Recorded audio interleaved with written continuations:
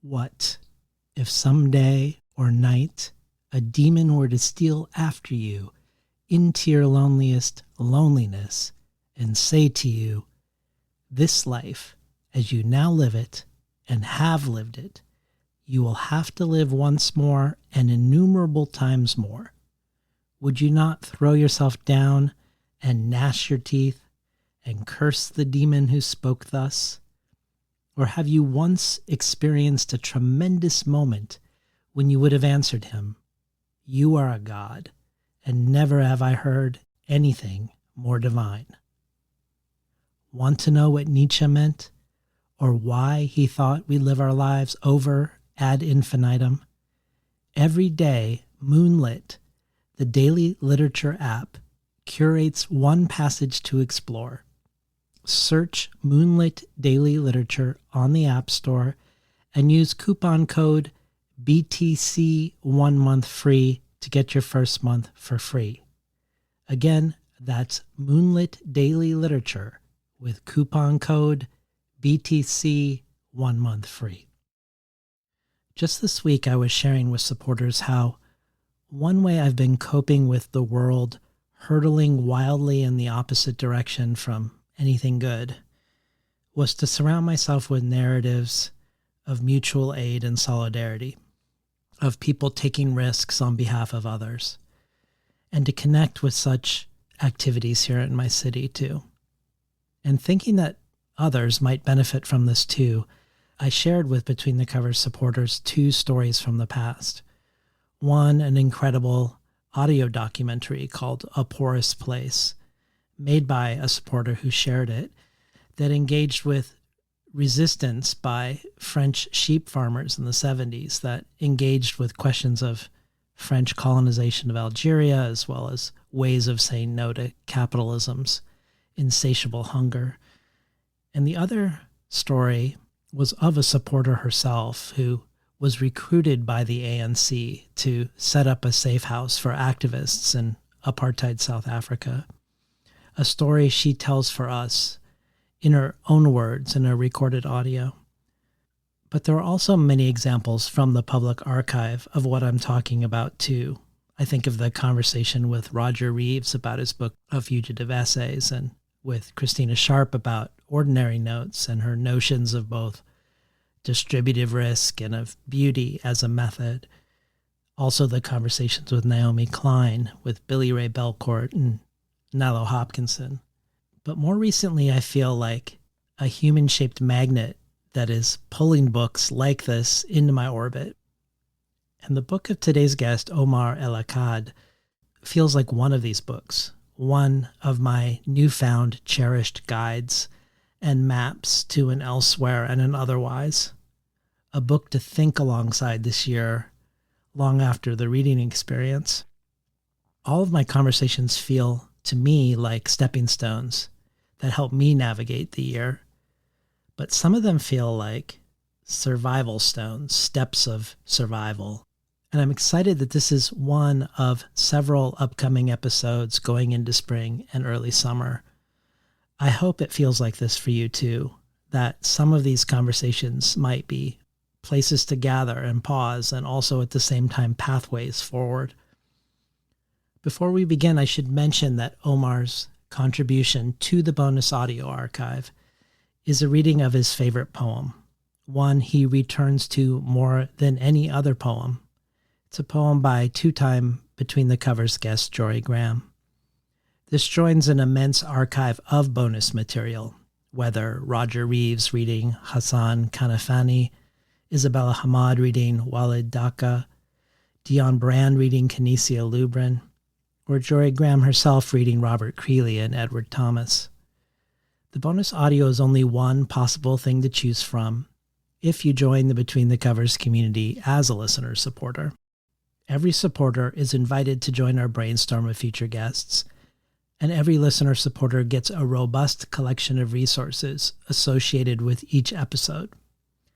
And then there are many other things to choose from in addition to all that, including the book-length anthology from Jewish Currents called After October 7th, with work by everyone from Hala Alyan, Ariel Angel, Dion Brand, Fadi Judah, Noura Erakat, Hannah Black, Mari Cohen, and more.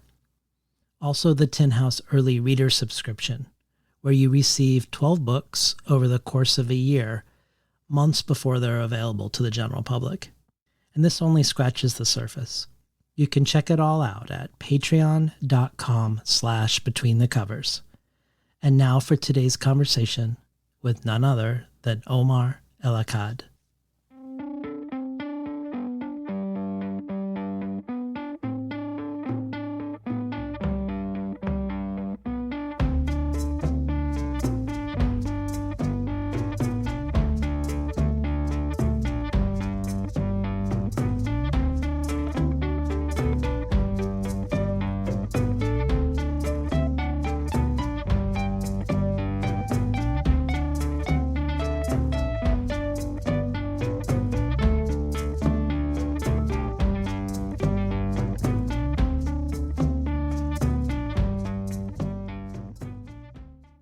Good morning and welcome to Between the Covers. I'm David Naiman, your host. Today's guest, Omar El Akkad, was born in Egypt, grew up in Qatar until his family emigrated to Canada when he was 16. El Akkad's writing life began in journalism, first in a student newspaper, then as an intern at Canada's biggest paper, the Globe and Mail, where he ultimately gets hired just as the biggest terrorism story breaks in Canada, that of the Toronto 18. Because he's one of the only people of color in the newsroom, he's sent to the mosques these suspects had attended, and this unfolding national story was something he wrote about for several years. This led El Akkad's journalistic career to engage with some of the most important events of our time. At the age of 25, he embeds as a journalist in NATO's war in Afghanistan. He goes to Guantanamo Bay to report on Canada's last detainee there, Omar Khadr. And after this, he reports on everything from the Arab Spring to the uprisings in Ferguson, Missouri, after the police murder of 18-year-old Michael Brown. Despite this remarkable trajectory as a journalist, Omar El Akkad is best known as a fiction writer, and his uncanny timing continued in this sphere as well. His debut novel, American War, arrived just months after Trump's inauguration in 2017 and seemed like a message from the future, delivered specifically for the present moment. With starred reviews from Libraries Journal, Publishers Weekly, and Booklist, this best-selling and critically acclaimed book was heralded by Ron Charles at The Washington Post as follows: "Follow the tributaries of today's political combat a few decades into the future, and you might arrive at something as terrifying as Omar El Akkad's debut novel, American War. Across these scarred pages rages the clash that many of us are anxiously speculating about in the Trump era. A nation riven by irreconcilable ideologies, alienated by entrenched suspicions, both poignant and horrifying." He followed this with the 2021 novel, What Strange Paradise, which centers a young boy from Syria who has survived the sinking of the ship carrying him and other refugees. Named a Best Book of the Year by the New York Times, Washington Post, and NPR, and winner of Canada's Giller Prize, Ron Charles again says of El Akkad's second book, "Nothing I've read before has given me such a visceral sense of the grisly predicament confronted by millions of people expelled from their homes by conflict and climate change. Though What Strange Paradise celebrates a few radical acts of compassion, it does so only by placing these moments of moral courage against a vast ocean of cruelty."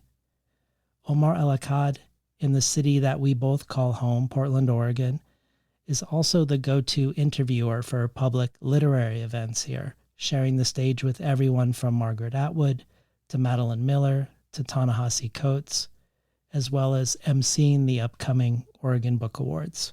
So it's with a great honor to welcome interviewer Omar El Akkad to the show to discuss his debut work of nonfiction, one of the most anticipated books of the year, and yet another uncannily timely work, entitled One Day Everyone will have always been against this.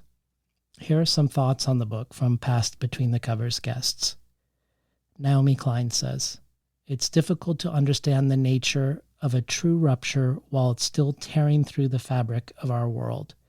Yet that is precisely what Omar El Akkad has accomplished, putting broken heart and shredded illusions into words with tremendous insight, skill, and courage. A unique and urgently needed book." Christina Sharp adds, Omar El Akkad's "One Day Everyone Will Have Always Been Against This" lays bare and eviscerates the genocidal logics of fascism and liberalism. Here, language does what we need it to do. It clarifies, it condemns, it names, it grieves. Here, too, is a lexicon for what might survive this. Devastating and scathing, you will want to read, will want to have read this book. Isabella Hamad continues, in this powerful indictment of Western complicity in the genocide of Palestinians, Omar El Akkad asks, how are we supposed to go on living in this world? He looks for his answers to the world's colonized and oppressed, who have always lived according to a love that cannot be acknowledged by the empire because it's a people's love for one another. And finally, Rabbi Alameddin says, is this the most urgent book you can read right now? Yes, it is. Is this the most moral book you can read right now? It sure is. Is this the most eye-opening book right now? Yep. Is this the most needed book for our times? Absolutely. Welcome to Between the Covers, Omar El Akkad. Thank you so much for having me. It's a pleasure to be here. So the origin story of the title of this book comes from a viral tweet of yours shortly after Israel began its wholesale, indiscriminate attack on Gaza that went, one day when it's safe, when there's no personal downside to calling a thing what it is, when it's too late to hold anyone accountable, everyone will have always been against this. But I'd love to hear what the origin story is of the book itself for you. Did the events themselves call you to account, or did something else? And how and why did you decide to move from fiction to nonfiction in engaging with Israel's genocidal siege on Gaza? Thank you for that. In early November of 2023, right around the time of the Portland Book Festival, my editor was in town and we went out for dinner. And by that point, I think all I was talking about to anyone who'd listen was this sense of feeling deeply unanchored from the Western world to which I've sort of oriented myself since I was 5 or 6 years old. And this sense that whatever institutional load-bearing beams hold up this society, they appear to have a rot in the core. And of course, I was saying this in the context of what I firmly believe then and believe now is a genocide, one that was being live streamed, one that was showing up on my computer every morning and had become a kind of narrative companion. And I say this knowing how pathetic it sounds, given that I live on the launching side of the bombs. I live in the relative safety of the heart of the empire. My suspicion is that my editor got so sick of me rambling at him that a few days later he called up and said, you really should be writing about this. And I had been sketching out thoughts. I often describe writing as not only the only thing that I'm halfway good at, but also my first avenue of retreat. When the world doesn't make sense to me, I go to the page. And at the end of that process, it still doesn't make sense to me, but I have a fuller understanding of the many dimensions in which it doesn't make sense to me. And so I kept on writing, and I had no sense that this was going to become a public-facing thing. It was only months later that I sent something of a draft to my editor, and to my surprise, he was interested in acquiring it and in going through that process. But the book originally was written under the title, my working title was The Glass Coffin. I was spending a lot of time thinking about how when a population is under siege to a colonial power, to an oppressive power, one of the most dangerous things that that population can do is show the body. And so I was writing under that title, and it was only, I think, months later that an editor at Penguin Random House suggested paraphrasing the original tweet as a form of the title. And so that's what we did. But now I find myself on this fairly futile mission to try and convince people that I didn't just take a tweet and expand it out to 250 pages, which I promise you is not how this book came together. Well, the book is at its heart a breakup letter with the West and its dream of itself and for itself, written in 10 parts from departure to arrival. And just before that, there's a brief prologue, which I'd love for our listeners to hear. But I wanted to bring up one thing first to see if you have any thoughts about it as a preface to you reading. Recently, you were in Doha being interviewed by the acclaimed Pakistani-British writer Kamala Shamsi at a climate energy conference.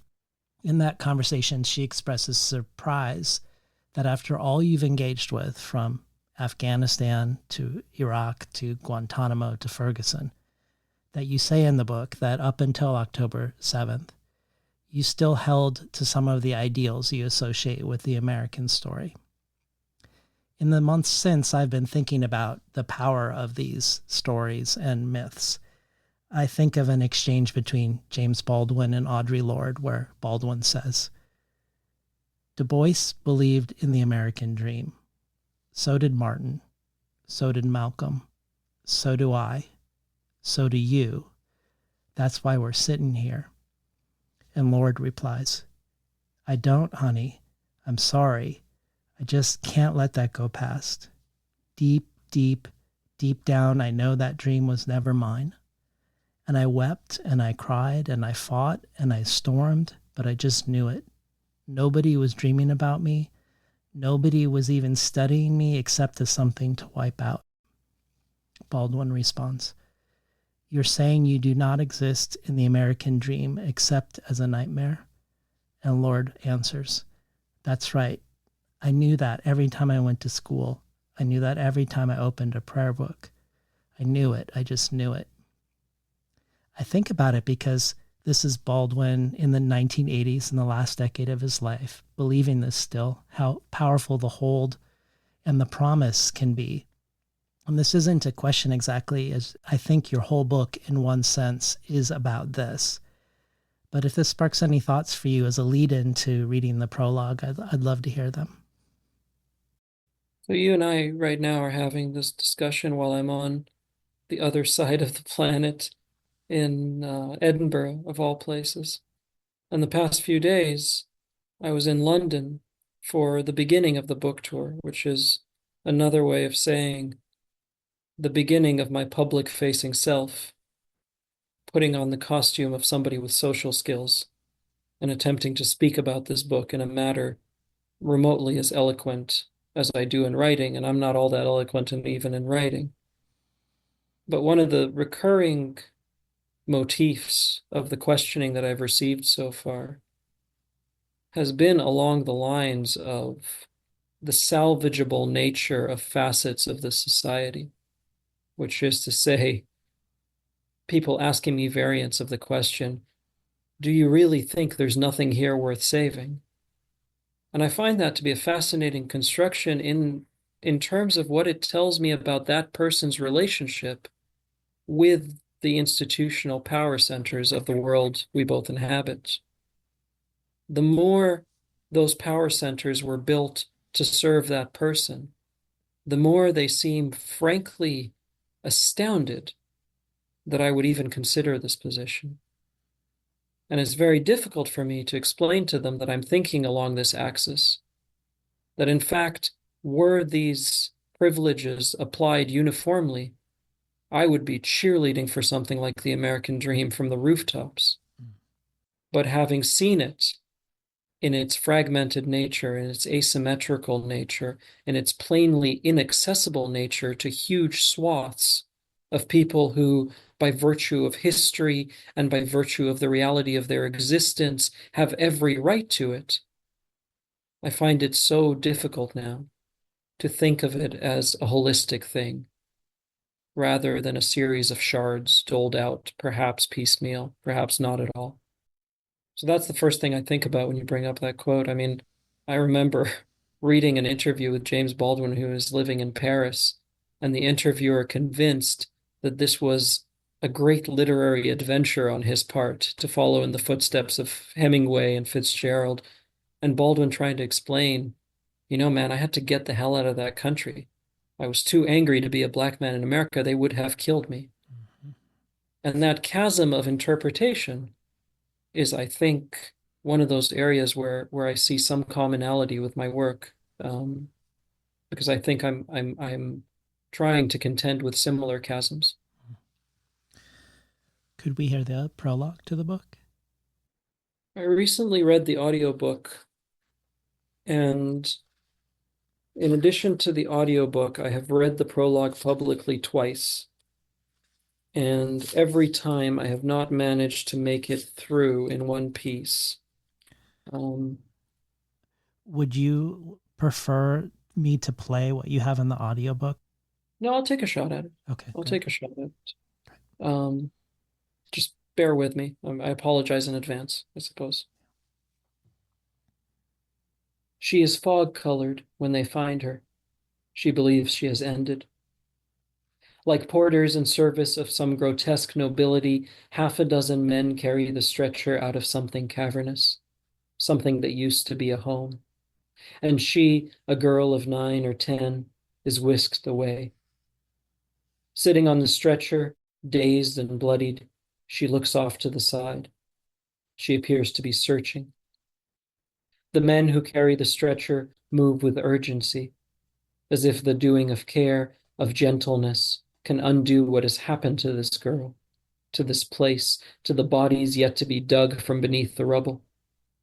Someone nearby asks God for revenge. Perhaps God is here somewhere, also searching.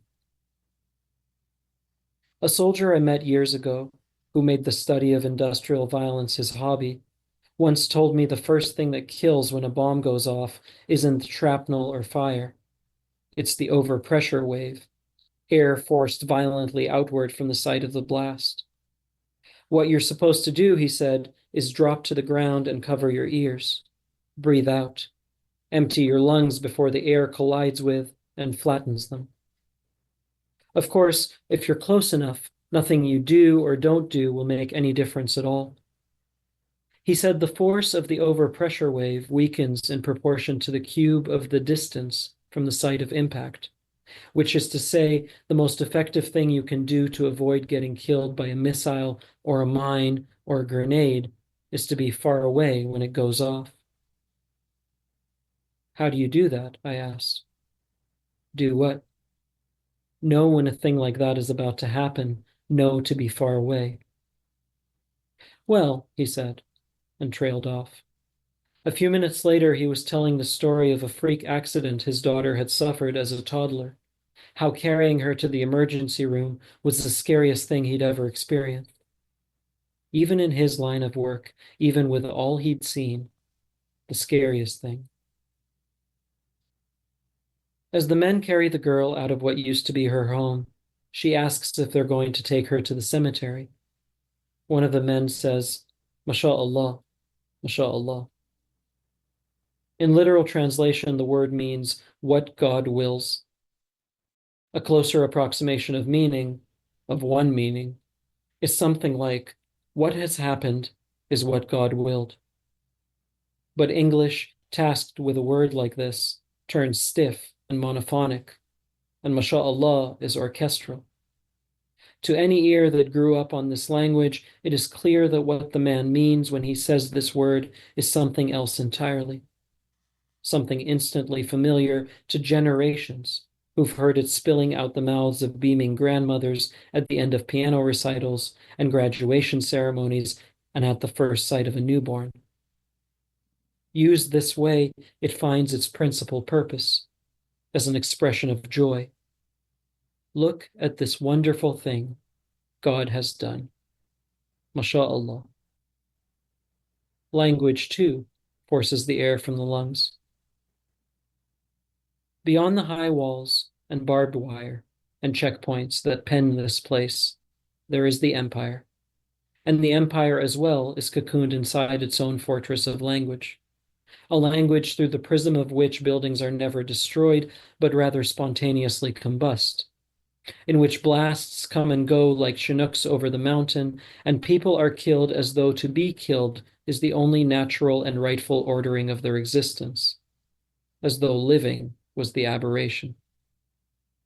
And this language might protect the empire's most bloodthirsty fringe, but the fringe has no use for linguistic malpractice. It is instead the middle, the liberal, well-meaning, easily upset middle that desperately needs the protection this kind of language provides. Because it is the middle of the empire that must look upon this and say, yes, this is tragic, but necessary, because the alternative is barbarism. The alternative to the countless killed and maimed and orphaned and left without home, without school, without hospital, and the screaming from under the rubble, and the corpses disposed of by vultures and dogs, and the days-old babies left to scream and starve, is barbarism. The girl on the stretcher believes she has ended. A man says to her, "Inti zay al-amr," you are like the moon. Again, translation fails. There is no English equivalent to the lineage of this phrase, a lineage that runs through generations of old movies and love songs and family gatherings. Listen to the sly setting joy and pleading, raw pleading, that carries the words as this man tells the girl who lived when so many others died that she is beautiful beyond the bounds of this world. Zay al-amr. Something has ended here, but something else begins. The dead dig wells in the living. Been listening to Omar El Akkad read from One Day Everyone Will Have Always Been Against This. I'm particularly interested in talking about what it looks like or could look like to break up with the West, what an otherwise could be like, and how to foster it now and here, something I myself often have had difficulty imagining, but where your book and a couple others I've been reading recently have really helped me to imagine. This is where your book ultimately culminates, and where I hope we will ultimately culminate today too. But it feels important to first begin, as your book also does, with questions of language and the fortress of language you just read about who upholds this fortress and to what ends, and how and why we might break out of it as part of breaking out in a larger way. As a first step toward our spending some time together doing this, we have a question for you from the writer Madeleine Tien. Her last novel, Do Not Say We Have Nothing, won the Governor General's Award, the Giller Prize, was shortlisted for the Booker, and much more. And 9 years later, we are just about to receive her new book, The Book of Records, of which Mazam Njiste says, most of all, it is a gifted writer's uncompromising vision of a world where the imagination has the ability to transform the rules of existence and provide new mercies to those most vulnerable. So here's the question for you from Maddie. Hi, Omar. This is Madeleine Tien, or Maddie, as you know me by. Thank you so much for this incredible work. I am truly grateful for it. Among other things, I am very grateful to you for returning what is sacred to language, by which I mean to not letting language obscure, to not let it destroy or dehumanize or impose meaninglessness and helplessness.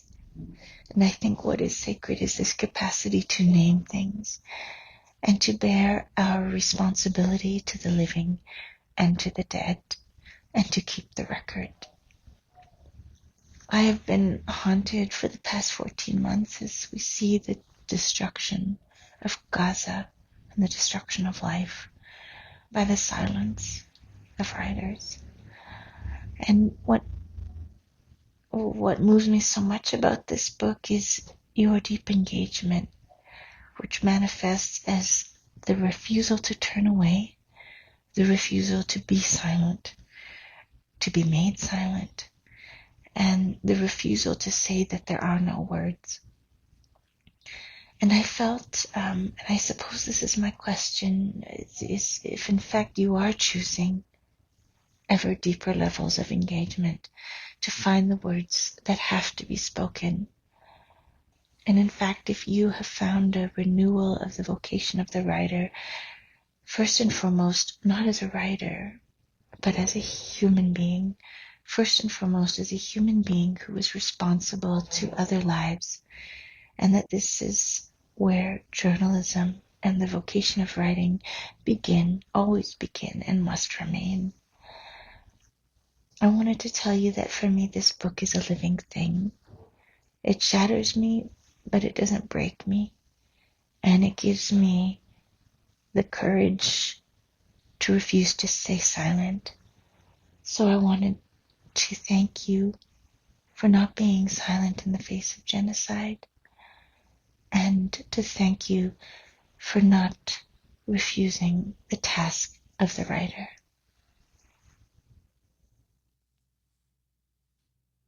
Sometimes I get to thinking that whatever it is we do as writers, it is a patently ridiculous profession. The pay is not all that great. The opportunities are up and down at best. You get yelled at a lot by strangers. But if you are very, very fortunate, every once in a while you come across a situation where you meet the sort of people who not only inspire you with their writing, not only inspire you with who they are as human beings, but also with this kind of courage that is deeply, deeply infectious. There have been many, many moments over the last year and a half where I have desperately wanted to look away, to keep my head down, to save whatever the hell is left of my career by not being the troublesome brown guy. And in so many of those moments, I remember that I have the very good fortune to know someone like Maddie, who, in addition to being just one of the best human beings I have ever met, has one hell of a backbone. There are things I know about what she's gone through over the last year and a half that may never come out to light, but I know them. And I know how resilient she is and how caring she is. And so I'm deeply grateful for that question, but more so, I'm deeply grateful to know her. So last year I was teaching an online weekend course with the MFA program that I work with in Oregon. And I had been asked to construct a sort of thematic container for this course. And obviously, given the state of mind I was in, I decided to focus on the idea of how you write when you're very, very angry. And not because of the quality of the course or my talent as a writer, but rather because I think a lot of people feel this way right now. The course was very well attended. And we're sitting there and on this Zoom call, and we're talking about craft and the nature of the sentence and precision in language and all of this stuff that I think more than just as an outpost of nerdery where writers can sort of join in a little gaggle and talk shop is generally just what we do as writers when we talk about craft. But we're sitting there doing this, and at the same time, I've got my phone next to me, and it's one of my old friends from high school, and he's in Lebanon, and he's describing to me how he's trying to keep his kids from freaking out because there's jets overhead and there's bombs nearby, and they don't know where the bombing is going. And there have been many moments like this, but this is the one that comes to mind because I think it was the one that was most stark, where I had to stop and think to myself, what the hell is this? How do I attach any kind of seriousness of purpose to the work of language if I'm going to be talking in abstractions and talking shop and talking craft and sentence structure when human beings are being slaughtered wholesale? I think that we are in an era and the culmination of an era that has been going on maybe for a very, very long time, but certainly for the last 20 plus years, where institutionally language has been used for the exact opposite of what language does. Language has been used to unmake meaning. There are sections of this book where I talk about my time in Guantanamo Bay. In Guantanamo Bay, there were never any interrogations. Of course, people were interrogated left, right, and center, but they weren't called that. They were called reservations. There were no prisoners in Guantanamo Bay. There were only detainees. And this, of course, exists on a continuum. Before this came along, there was the bombing of a wedding party renamed collateral damage. And years after this, we will all witness ethnic cleansing, termed by the New York Times as a redevelopment plan. And I think if any of us are worth a damn as writers, we can't, in that kind of environment, hide behind this notion of art as being unsullied by the political and unsullied by these common gutter-like debasements, that art is somehow higher than this. You address this now, or it will address you. You don't want your writing to be political, the political is going to infest your writing. There's a section in the book where I talk about how my favorite writers write about the moon. They write about what the finches are doing. They write beautiful sentences about beautiful things. And I adore that. And I wish I had the talent, and I strive for it, and I try to write that way. And I have nothing against it. But if we are to think of writing as a conduit of beauty, then we must contend with the idea that there is no sentence so beautiful about the finches or the moon that can offset the amount of beauty taken out of the world when a child is murdered by a drone. So I struggle with this because there are many days when I get up and I feel less than useless. What is this writing going to do? But at the very least, I think if we're going to call ourselves writers, which is to say, if we're going to claim that we are invested in saying something about what it means to be human, then we have to stand in the way of this. We have to throw everything we have as writers against the machine invested in the unmaking of meaning. And you know what? We might fail, but the greater failure is to not attempt it, to simply look away and talk about how beautiful the moon is. I wanted to spend a moment with something that the book doesn't focus on, but that is the climate that this book arrives within. Since October 7th, we've seen lots of high-profile instances of censorship, whether the 92nd Street Y halting their storied literary series after canceling an appearance by Viet Thanh Nguyen because he signed an open letter critical of Israel. An open letter that included many past guests of this show, Viet himself, Naomi Klein, Natalie Diaz, Isabella Hamad, Laila Lalami, Jonathan Lethem, Carmen Maria Machado, China Mieville, and many others. Or past between the covers guest Adania Shibli, who was attending the largest book fair in the world in Frankfurt in order to receive a prize, an honor for her book, and to take part in a panel, and having both events scuttled because of October 7th. Or the Democratic Party unable to countenance a Palestinian American speaking at the convention. Even an elected representative of the state of Georgia, whose speech was vetted and sanitized and had all the platitudes of standing together across faith and ethnicity. or the anthropology professor, my friend Maura Finkelstein, being fired from a tenured professorship for her teaching of an advocacy on behalf of the Palestinian narrative. All of this, of course, before the funhouse mirror version of this with Trump, where who knows where protesters could end up, maybe El Salvador. But none of this is actually new, other than it is now making the news. Palestine Legal, for instance, responded to nearly 300 incidents in an 18-month span from 2014 to 2015. And most years have over 100 incidents. But what can't be measured, I think, is the silence it creates, the self-censorship of people who are worried about their reputations being destroyed or their careers being ruined. I should add, however, that at the same time since October 7th, we're seeing a huge increase of interest in books by Palestinians, with a giant wave of books now coming out written from a Palestinian point of view. So perhaps that is one thing that is different, that the censorship isn't new, but that a new space, at least for now, has been created for these narratives.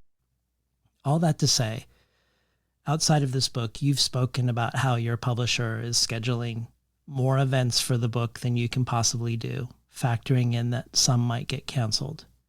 You've considered changing the last names of your children to your wife's last name in advance of the book. You've talked about how there was an agreed upon movie deal for American War where your partners walked away from it after October 7th. So thinking of Maddie's question about silence and speech, I wondered if you could speak a little more about writing into this climate with no small amount of fear and apprehension, I imagine. And if you had to battle a self-censor, if there were things you did to keep your barometer true as you were putting words down on the page. So in the case of this movie deal, for example, where it was such an interesting construction of the leaving that I decided to include it in the book, I think my net loss on that was something like $10,000, which granted we're writers. Nobody's handing us checks for $10,000 left, right, and center. I don't want to pretend that that isn't a significant amount of money for me, but that's what it is, an amount of money. I had an event that was due to take place this summer after the publication of this book. And when they asked me to do it, I told them, sure, I'd be happy to, but you should know I have this book coming out, and take a look at it and let me know. And I got an interesting response in the sense that the person said something like, this book makes me want to invite you even more, but I don't think the board will go for it. And so that event was canceled. And I'm fascinated by these kinds of constructions because they tell me something about the ever-changing equilibrium between reward and punishment in the society I live in. Look, man, I don't care too much about my career. I don't have one really to begin with. I'm a guy who's written 3 books. Obviously, matters of personal safety are different. But if we're talking about professional consequences, I have been watching kids get murdered for a year and a half. I've become conditioned to knowing that if I check my social media feed and there's a picture of a smiling Palestinian kid, it's almost certainly because they've just been killed. There are lots of things that I used to give a shit about 2 years ago that I simply don't anymore. And I don't want to sort of preemptively frame myself as this great martyr for the cause. I've done less than nothing. I've written a book. Who cares? But it's not so much that this stuff didn't exist before. Writers, like anyone else in this society, includes many who are very well versed in keeping their head down. And in fact, to be perfectly honest, I would bet that right now, if you are a writer or if you're engaged in cultural industries generally, one of the safest and most rewarding things you can do is keep your head down. Nobody's going to blame you if you wait until this is a settled issue and then you stand up and hop on whatever side makes most sense to your self-preservation. But as a factor of something bigger that's happening, I think these kinds of moments are indicative of the reward punishment equilibrium sort of falling apart, because you're seeing writers who are at the beginning of their careers, who have every incentive to play nice, going out and risking everything because they quite simply can't live with the state of the world as it is. A lot of personal considerations come to a grinding halt at the sight of tens of thousands of dead kids. What has been interesting on the other side of that is watching some of the most famous, established writers who have nothing to lose anymore, whose entire legacies are intact and yet can't say a thing. It has been deeply, deeply instructive. In terms of the actual practical effects, of course, there's detrimental consequences, of course. But also, one of the things that has changed for me over the last year and a half is that I've always known that I very much want the admiration of people I respect. But I've come to realize that I also don't feel so bad about the antagonism of people I don't respect. That's something that I'm fine with. I've lost opportunities, but it's so minor. It's so minor. And on top of that, there are things I don't want to do anymore. And I'm quite happy to be apart from that. But that's from a very privileged position. I don't know that there's ever been a situation in which standing up to atrocity hasn't come with exactly this kind of cost. The Iraq War, apartheid in South Africa, you hit the wall hits back, but eventually the wall crumbles. Well, let's talk about who you're most deeply critiquing in this book, the liberal, and how this relates to language. In the part you read for us, you said, it is instead the middle, the liberal, well-meaning, easily upset middle that desperately needs the protection this kind of language provides. And it is the middle of empire that must look upon this and say, yes, this is tragic, but necessary, because the alternative is barbarism. You also characterize Western liberalism in this way, that in the moment, all resistance is terrorism, but at the same time, liberals will imagine in retrospect that there was a virtuous resistance to colonialism available. I think we see this over and over again, people forgetting just how unpopular MLK was in his time, or that Rosa Parks went to jail, lost her job, received death threats, had to relocate, and lived in poverty most of her life. Or that Nelson Mandela was the head of the paramilitary wing of the ANC. All of these people were loved only after it matters in what you call a malicious fiction of moral convenience.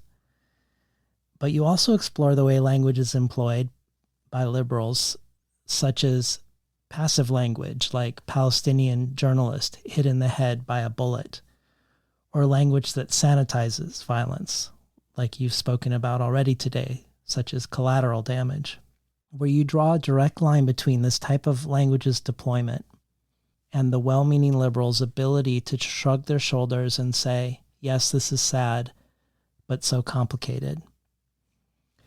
I'm interested in talking about this, but even more so about the way the quote-unquote easily upset middle wants things to remain in the realm of language and feelings versus what is actually happening in the material world, where you say, quote, American liberalism demands a rhetorical politeness, but there is a deranged honesty to current leaders in U.S. and Israel. Conservatives will gleefully sign the bombs. Liberals sheepishly initial them. It feels like a lot of the outrage from liberals is outrage around decorum, or politeness or how someone signs the bombs, gleefully or sheepishly. Not that they are signing the bombs in the first place.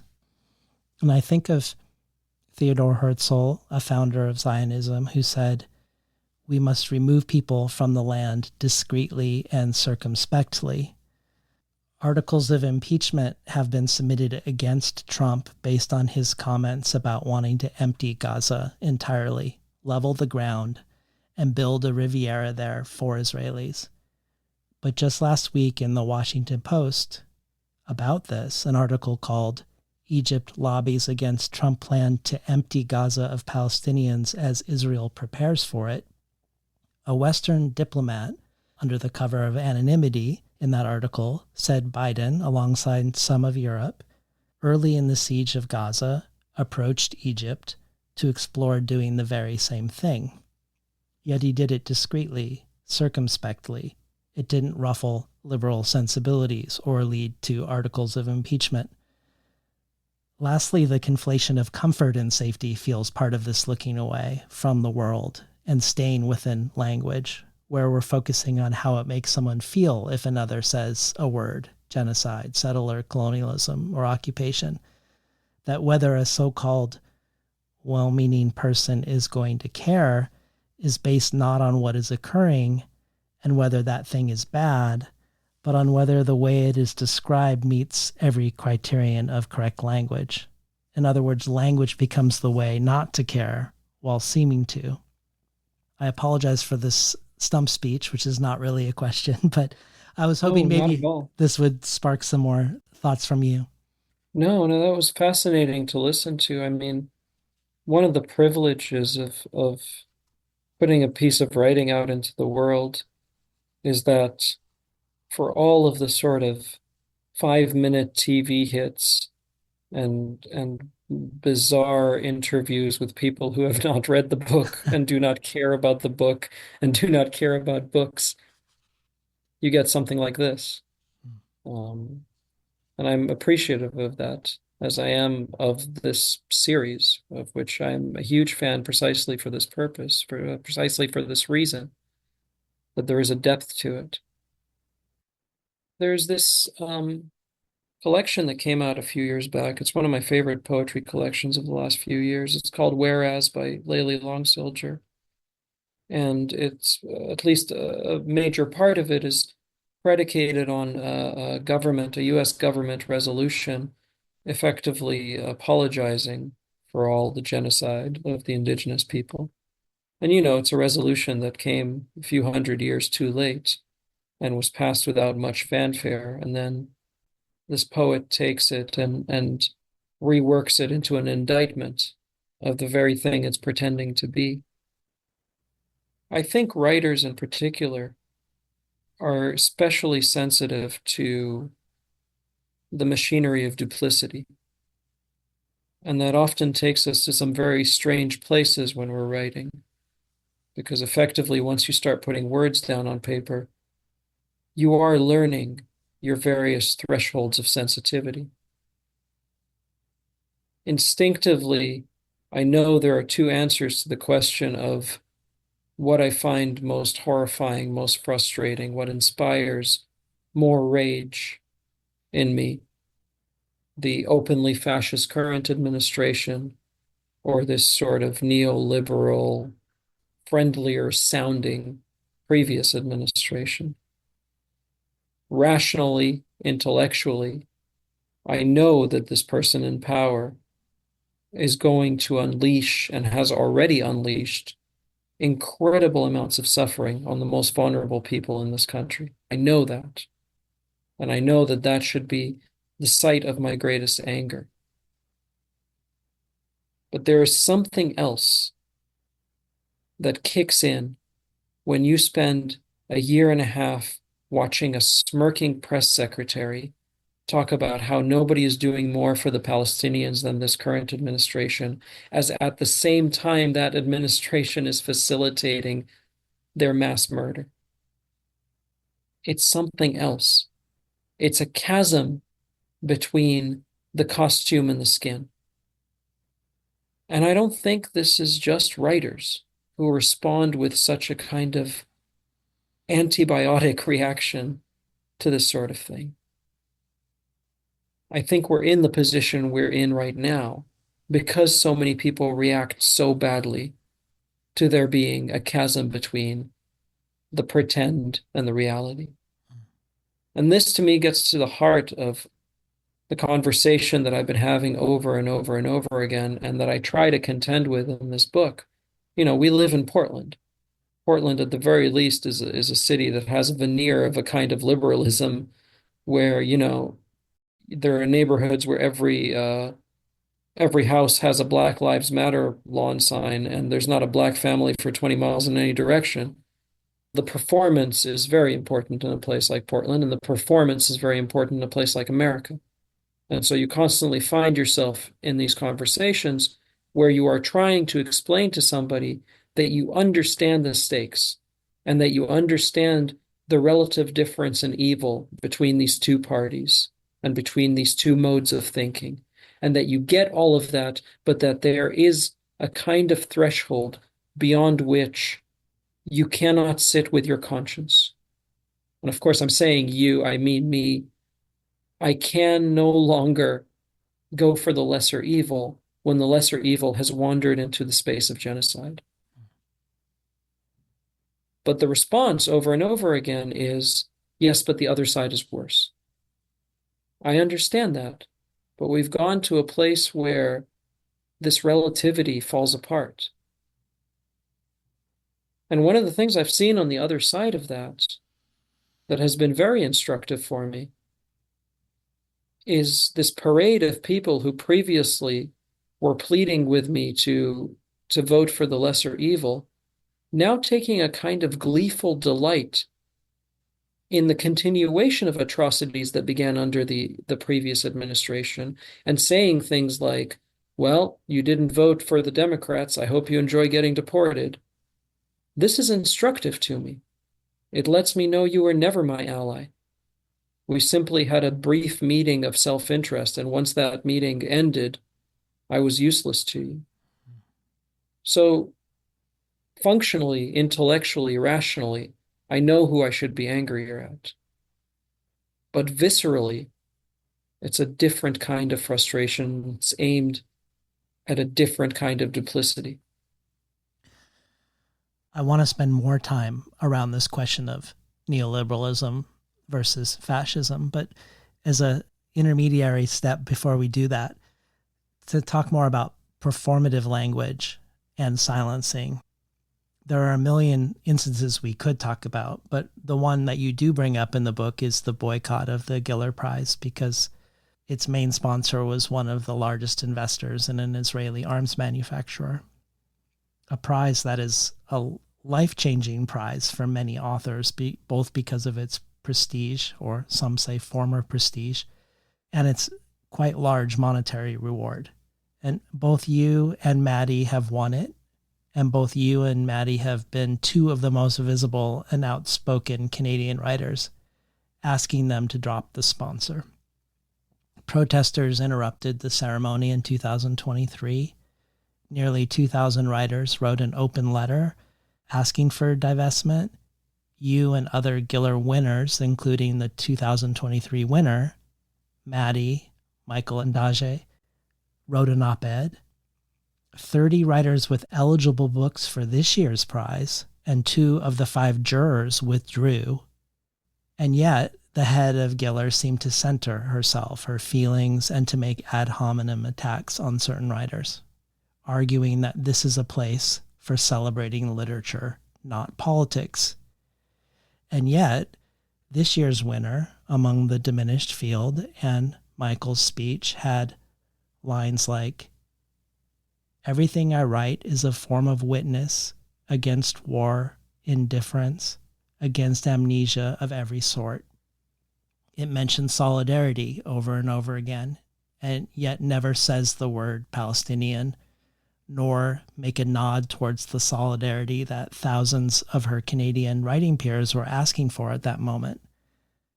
So I was hoping maybe we could just spend a beat on the Giller Prize, why it finds itself in this book, and how it finds itself in this book. I think it finds itself in this book because it was another deeply instructive period for me. I should say that at this point, the folks at the Giller Prize and I are never going to have anything to do with each other again. And that's sad, but we're all grown-ups and we'll get over it. But the first thing that comes to mind when I think back at that saga is that writers like Maddie and I were the most visible in terms of public attention. But not to speak for Maddie, who did an immense amount of work, but only to speak to for myself. I did very little. I signed a few open letters, I gave a few interviews, and that was sort of the end of it.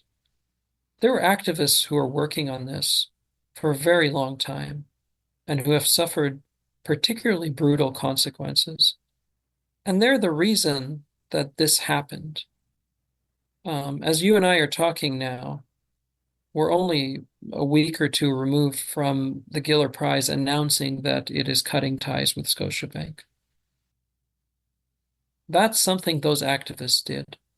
And they'll never get the credit for it that they deserve, and they will have to live with the consequences. The thing that interested me most, outside of the desire to simply not have an investor in a manufacturer of weapons of death be the sponsor of a major prize in the arena where I work, was that the whole thing seemed to showcase within the arena of culture this thing I talk about in the book, which is the difference between penultimate consequences and ultimate consequences. Most cultural workers, particularly on this side of the planet, in this country, are broke. We don't make that much money. It's a precarious living. Grants are not something you can rely on to live. Fellowships, this very sporadic financial existence, all of that, right? And so there is an immense, immense lure to play nice. And I'm not talking in abstractions here. I've done this many times myself, not only with the Giller Prize, and granted, I had no idea about Scotiabank's relationship with Elbit the year I won, but also being nominated for an award that is sponsored by Amazon and showing up in a nice suit and smiling and doing the dance. I've been spineless many times in that regard. But fundamentally, these organizations, these groups, these awards cannot exist without the people who do the cultural work. That's a fairly straightforward, uncontroversial statement. And so I understand, and I had these conversations back when the folks from the Giller and I were actually talking, where it was made clear to me that they felt fully that they might not be able to financially survive. And I understand that. A lot of us at many times feel like we might not be able to financially survive. But that is still a penultimate consequence. You lose the funding to hold this thing at the Four Seasons. Yeah, that sucks. You got to hold it in somebody's basement. It's not ideal. But the ultimate consequence is the participation of the people who do the work without which your organization would quite simply not exist. In this case, I promise you that this was a cooperative process at the beginning. These initial conversations felt constructive, and we were led to believe that we were on the same team. And then I think at a certain point, this narrative emerged whereby we had all suddenly decided for some strange reason that we were all raging anti-Semites and that we were going to attack this prize in particular because some of the people on the board are Jewish. That's a very powerful narrative. I don't think for a second that that allegation was made in good faith, but it's a very powerful narrative. All I ever wanted in this whole situation was for the prize that changed my life and that I once associated with one of the happiest moments of my professional existence to not be tied to a company that invests in a manufacturer of mass death. And somehow it got to this place where it became deeply antagonistic. and I decided to cut off all communication with the folks at the Gillers. And Maddie, I believe, sent them a letter saying, stop using my name. Maddie is one of the sweetest human beings you will ever meet in your life. To get Maddie to go to that place, you got to go out of your way. It's an incredible shame, but it highlights this idea that participation is the ultimate consequence. Enough people leave, and you can have all the money in the world. You now operate a phantom prize. But the last thing I'll say about it is that I want to push back against this idea that we were doing this gleefully, or that we are all, happily invested in the idea of picking a fight with this prize or that prize. There was nothing joyful about any of this, right? This is a really sad parting. I'm not happy about it. Just as I assume those kids who got kicked out of their universities for protesting probably at one point were quite proud that they got into those schools, right? It's not this deliberate desire for antagonism. And that, I think, and the inability to sort of express that to people I once considered friends is obviously, in the grand scheme of things, not a particularly huge deal, but it's something that I think about with quite a bit of sadness. You began, I think, to answer my next question, but I want to stay with it because I feel like it's one of the most important takeaways that I had from the book. And so indulge me for a minute.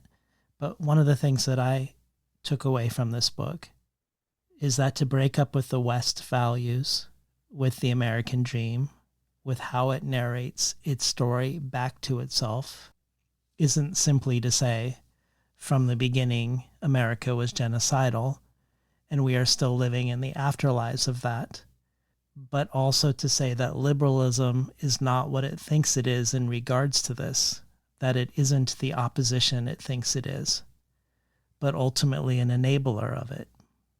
And I realize, I'm not entirely sure, but I realize I might be taking away something that you might not fully agree with away from your book, but let me read some quotes it made me think of, and then I'd love to hear your thoughts.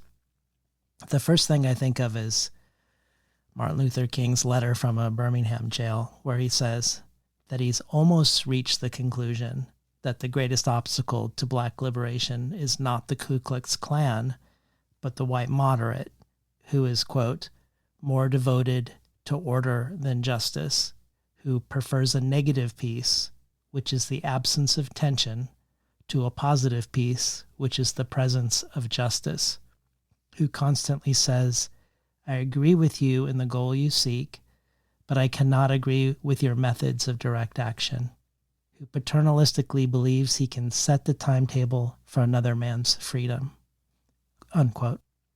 And I also think of an interview more recently with the American historian Robin D.G. Kelley in The Nation.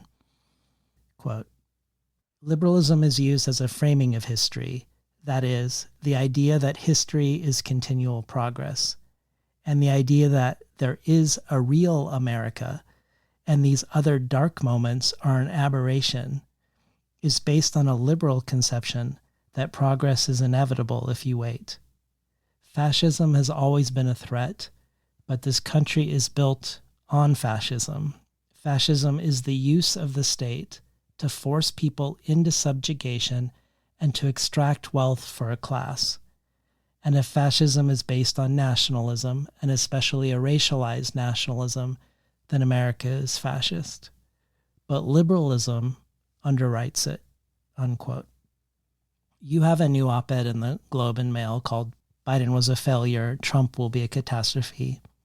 And within the book itself, and also already today, you speak about the lesser evil position with lines like, when after decades of such thinking, decades of respectful prodding, the condition one arrives at is reticent acceptance of genocide, is it not at least worth considering you are not changing the system nearly as much as the system is changing you? Which suggests, at least to me, that Trump is a difference in gesture and rhetoric, and also very much in terms of degree and brazenness, but possibly not entirely a difference in kind. That, in the spirit of the anthropologist David Graeber's line, the true enemy of the left is not the right, but the center, that this book is a breakup with the center for this reason. But I don't know if I'm reading into your book in this regard. I'd love to hear your thoughts or pushback regarding whether breaking up with the West, with the well-meaning liberal, is because of this sanitizing of horror and terror, and not just the horror and terror since October 7th. Certainly, I think this is one of those rare occasions in which your reading and my intent align, given the kinds of books I write. I don't get that privilege quite often.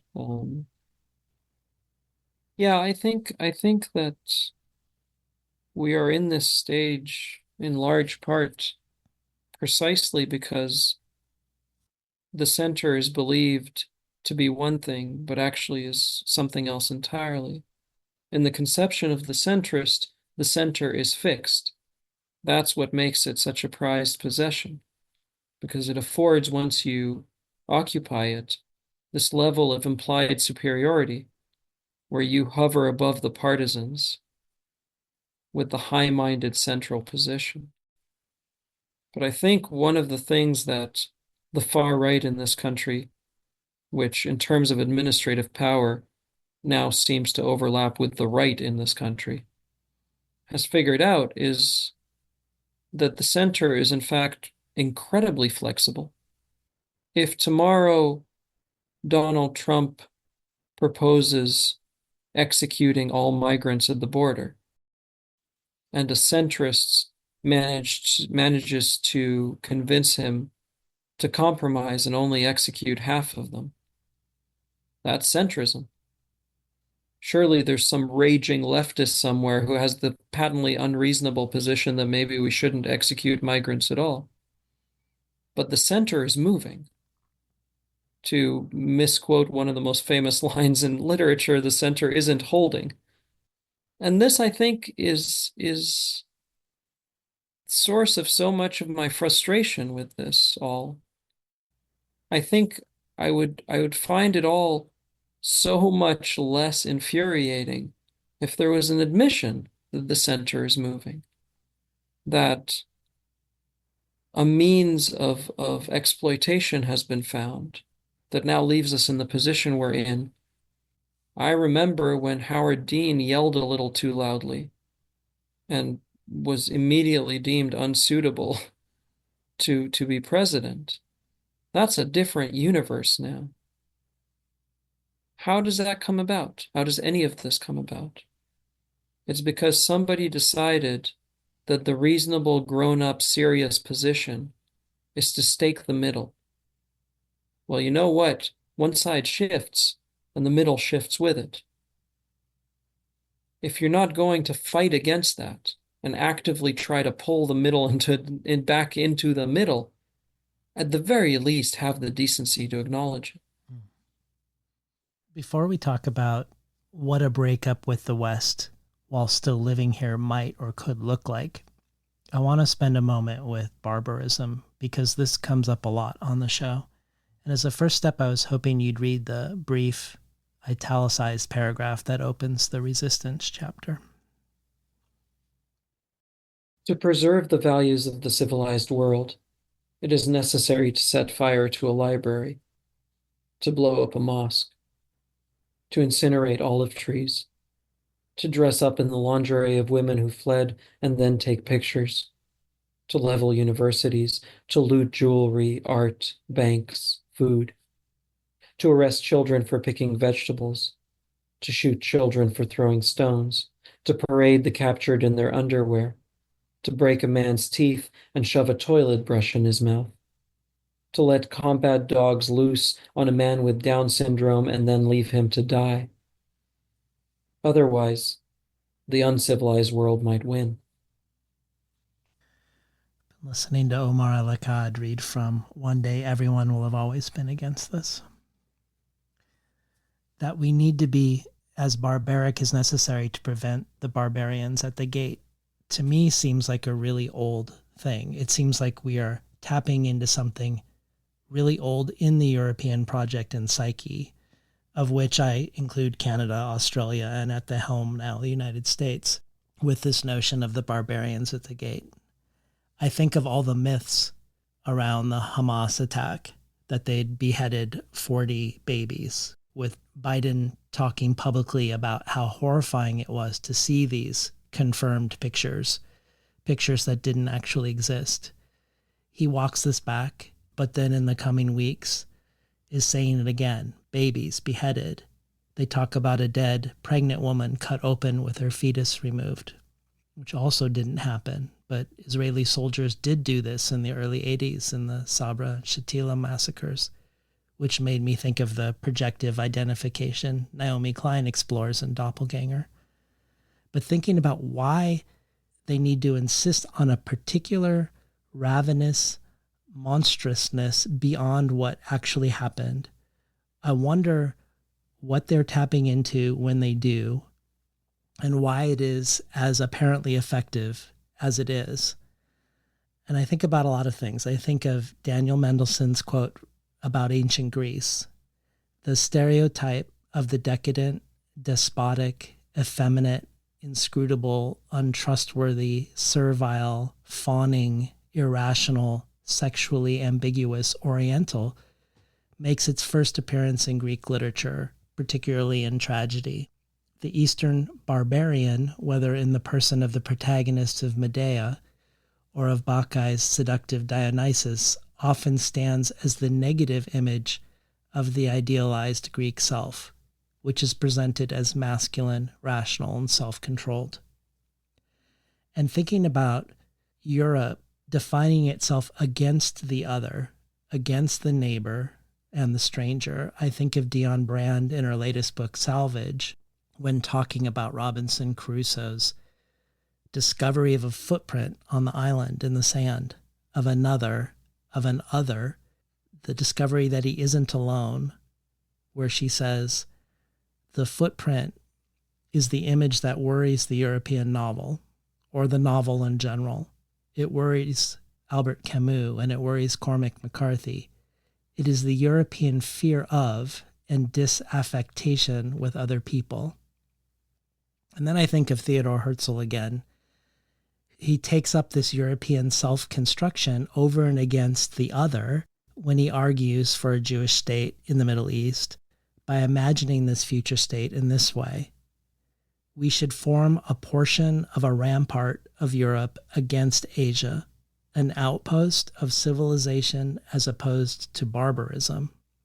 Leap forward to now, and we have the New York Times columnist Thomas Friedman in its pages writing an article where Israel and the U.S. are described as higher animals, as a lemur and an old lion, respectively, and the various Arab and Muslim actors as various forms of insects, some of them parasitic insects.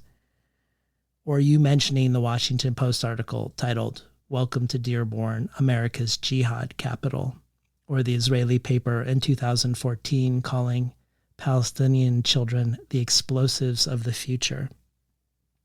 I can't help but think that both the fear of and the silencing of Palestinians and the need to chaperone their speech comes from something this old. But I wondered about your thoughts about the evocation of barbarity and the way it's been employed in not just this situation, but particularly in this situation. I think a lot of the time that I spent writing this book and contending with that dynamic of the barbarian versus the civilized, I was thinking about it overwhelmingly from a narrative perspective. The narrative container that establishes quite firmly the barbarian and differentiates the civilized from the barbarian comes with a pre-made set of implications that date back to many of the examples you just brought up. the barbarians come to the gate. It's a much more awkward story if the gate is dropped onto the heads of the barbarians. Narratively speaking, there's a kind of ease to it, precisely because we have such a lineage of exactly that kind of story. Besides a matter of narrative supremacy, and one of the questions that I've asked myself quite often as I was sort of looking at some of these examples that you gave, particularly the stuff like what Friedman wrote, and the article about Dearborn being the jihad capital of America, whatever the hell that means, is whether if I had access to the same kind of narrative power, I wouldn't use it myself. If I knew that I could establish terms that stark, so stark that they could justify mass slaughter of people that I thought were subhuman or people that simply got in the way, would I not be tempted to use it? I hope I never have an answer to that question. But the other thing that sort of narrative supremacy does is establish starting points. It bleeds into the world of chronology. I was on a panel once with Said Talbi who was describing the situation in Palestine. And narratively, he said something like, the Palestinian does, and so the Israeli must respond. That is a statement of chronological supremacy. History starts at the action of the perceived barbarian, such that every action by those civilized folks on the other side of the gate is necessary and a reaction, and thus sort of justified preemptively. These are incredible tools of narrative power. And they sort of all point back to something deeply, deeply human in us, which is the vector of our fear. I think, and I have an entire chapter about this on the purchasing power of fear, why some people's fear buys them nothing and other people's fear moves entire armies. But I think the vector of our fear is so often oriented not in accordance with what the entity or individual we're afraid of has done, but what we believe them capable of doing. Yeah. I would not be surprised if Joe Biden doesn't really make a distinction between actually seeing those pictures of something that didn't happen and simply believing that they could exist. This is where we end up, I think, with all of this talk of the barbarian and the civilized and all the narrative framing. We come to the simple conclusion that people are judged by and large in accordance to what they are believed capable of doing, rather than what they have actually done. If you don't have control of the narrative, the ceiling on your negative action is unlimited.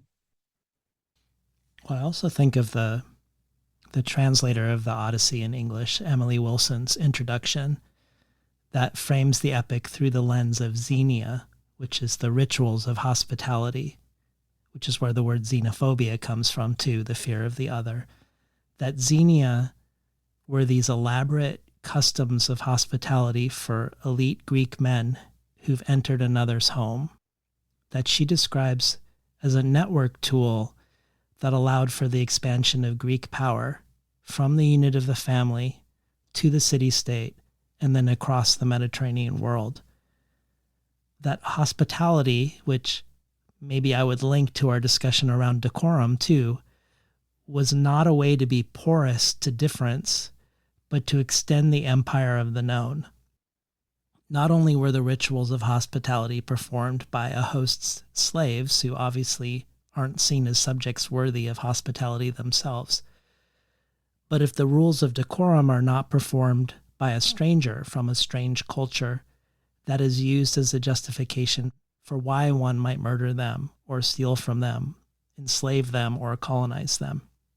None of this is in your book, so this might be a stretch, but I wanted to use the story of the Cyclops as a preface to asking you a question. Because here, Odysseus, fresh off of a murder and pillaging spree on a previous island, he arrives at the island of the Cyclopic people, and one of their justifications for this people's barbarity is their lack of technological sophistication. They have no ships. They aren't traveling off the island to other islands. That they aren't properly using the land, abundant, fertile land that could be plowed and it could be planted. Instead, these Cyclopic people are mere herders. They're not farmers. Of course, these primitive barbarians are perceived in the narration of Odysseus as one-eyed, ugly, loud, giant cannibals. But they're minding their own business. They're raising lambs and goats and making cheese, which they store in this cave, only to become the latest people the Greeks decide to steal from and kill as their monsters. Again, we see this echoed, I think, right now. For instance, the British Columbian Minister for Post-Secondary Education, Selena Robinson, said, "An entire generation of young adults do not know about the Holocaust or understand that the region on which the State of Israel was created decades ago was previously a crappy piece of land with nothing on it. There were several 100,000 people, but other than that, it didn't produce an economy. It couldn't grow things. It didn't have anything on it." And Naomi Klein, in her remarkable Edward Said Memorial Lecture, Let Them Drown, The Violence of Othering in a Warming World, interbraids green colonialism that justifies the superior use of land with the Palestinian situation. And also elsewhere talks about how the West is spending much more on gaming out how to fortify against the mass migration that will occur from climate change than on remedies for climate change itself. And Palestine is a place where they can provide all these new weapons of death and take notes on how they're used in densely populated areas. This is not a significant element of the book we're discussing today, but it is an element of your writing at large. You bringing together questions of climate and colonialism. And I wondered if this provoked any thoughts. It was very interesting when you get these little serendipitous bursts where somebody digs into a piece. And granted, it's not, a little known piece. We're talking about the Odyssey, but a piece from which I've stolen so liberally so many times. In my second novel, there's a reason why much of it takes place in the shadow of a hotel called the Hotel Xenios. This notion of hospitality or the absence of hospitality and the prerequisites for hospitality, the certainty of ownership, are things that have stuck with me for a very long time, in large part because of the kind of life I've had. We had to leave Egypt when I was 5 years old. My dad had to leave the country. And I grew up in one of the richest countries on earth. I grew up in Qatar, a tiny peninsula with massive, massive stores of oil and natural gas. I distinctly remember two very different forms of hospitality there.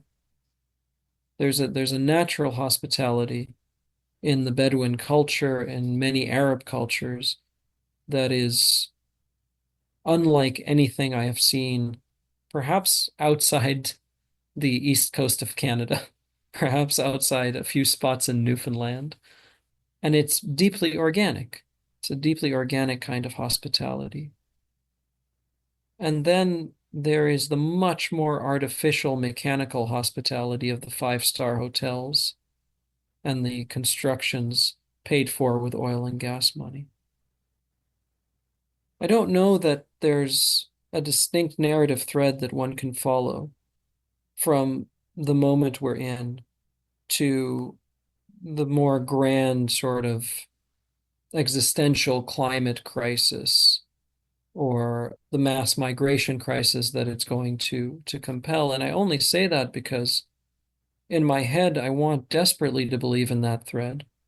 I want desperately for it to exist.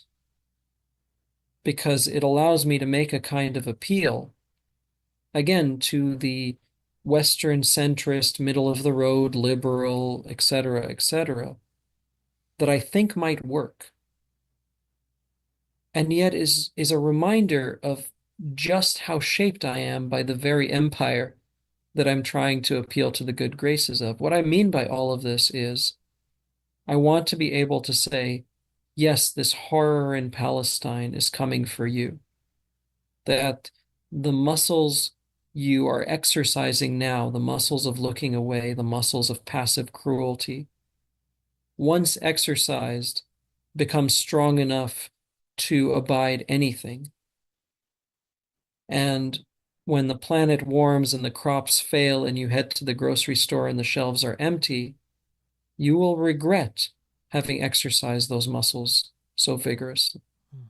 I want to say all of that, and maybe it's true, but interrogating it even a little, you are faced with the reality that you are making an appeal predicated on the relative worthlessness of a group of human beings. Yes, the bad thing happens to those people over there now, and God knows they're subhuman and don't matter, but one day it might happen to people who do matter, who are sufficiently human. This, I think, is a sort of textbook example of the liberal appeal to our best angels. Yeah. And overwhelmingly, it has been shown not to work. When first they came for this person and then they came for that, sure, but that still allows me to not care until they come for me.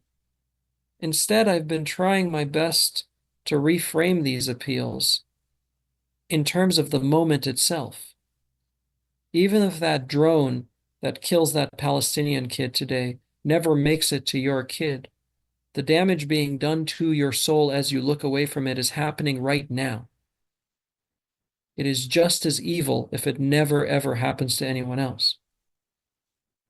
The only problem is, I don't know in the long run if that kind of appeal, whether it might make me feel less morally compromised, is going to be any more successful than the other kind. Well, we have another question for you from another. This one is from the Palestinian novelist Isabella Hamad, whose last book, Recognizing the Stranger, is like this book in the sense that it's a breaking away from Western humanism and what it masks. Her book is remarkable in that it captures a before and after the Edward Said memorial speech that she gave before October 7th, and then the shift that occurred in her after that date, which is evidenced in the afterword, where she arrives in a different place than Said's. Here's Isabella for you. Hi Omar, this is Isabella. I want to thank you first of all for your writing, and for this book in particular, for its clarity, both moral and analytical. My question is about reading. When we are being bombarded daily with images of genocide, and when in Western countries most of the mainstream news, like other industries and institutions, practices some form of denial, either by reframing the violence or disguising its severity, or ignoring it or sometimes justifying it, what do you find yourself reaching for to read, besides the testimonies of people on the ground? Are there particular books or particular writers who have, if not given you solace, at least helped you to think more clearly about the times we are living through? I understand that not a single one of your readers is going to believe that this is anything but a very sycophantic response, but Isabella's name is at the very top of that list. I mean, she very kindly refers to a kind of clarity in my work, which is quite simply minuscule compared to the work that she has done from a place of closeness that I cannot begin to understand. There are, of course, several Palestinian writers who come to mind. We talked earlier about Dania Shibli. I think Minor Detail is quite possibly the best novel I have read in many, many years. Me too. In large part because there is this immense reordering of time without reordering it. You know, it's a very short novel in two parts. one in the past and one in the present. And yet you find yourself corseted by context in a kind of story that when it is presented in this part of the world is almost surgically rid of context. I think that novel is an absolute masterpiece. I found it quite difficult to read into the moment, in part because I think one of the fundamental failures of this book I've written is that it's the kind of book that should have been written by somebody more talented. You know, we go back to Baldwin, and one of the central sort of talents, as far as I'm concerned, of a writer like Baldwin is this sort of alchemy where he could take immense, immense anger, which in my mind is a source of heat, and he could turn it into something profound and surgical on the page. And I know from previous experience, and I certainly know from writing this book, that I don't have that talent. And so you read the book and you can see the scorch marks all over the place where it got away from me. And I tried my best to sort of go to places that allow me to look at this from angles that are instructive. And I found them in the strangest places. A novel that has actually given me quite a bit of solace recently is a book called It Lasts Forever and Then It's Over. I love that book. It's a brilliant piece of work. And you know, I hadn't heard of it before it showed up on this prize that I was on the jury of. I shouldn't be giving this away because I think it might be confidential information, but also I don't quite care enough to check. We were talking and one of the judges, you know, for your listeners who don't know, this is a zombie novel, but it's absolutely not The Walking Dead. It's a very quiet, very beautifully written book. She's been on the show about it, so Oh, a lot okay, of there you go. a lot of listeners will know a lot about it. But we were sitting around talking about this book, and then one of the judges said, you know, this is a book about dementia. And everybody stopped for a second. And she said, you know, this is a book about losing parts of yourself against your will. And suddenly you could hear everyone sort of racing to pick up this book and reread it in that light and reading it about this idea of loss and grief. You know, this is a book that has nothing to do with most of the subjects in any overt way with any of the subjects we've been talking about. And yet, I was thinking the other day about trying at one point or another, once the urgency of the current moment is over, and maybe the urgency of the current moment will never be over, trying to sit with the grief, just the plain human grief.